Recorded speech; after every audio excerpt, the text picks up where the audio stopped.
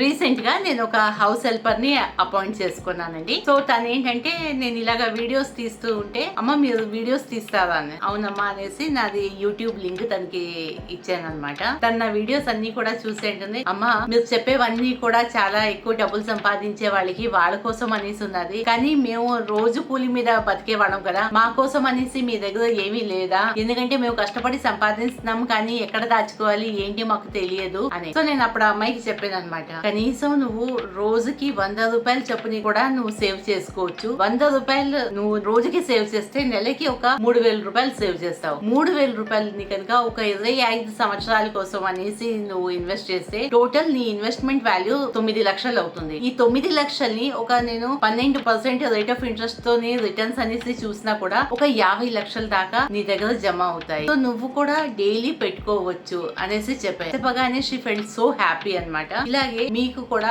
ఎవరైనా ఇలాగా daily wages లో వర్క్ చేసే వాళ్ళు ఎవరైనా ఉన్నారంటే please guide them to invest. Thank you so much.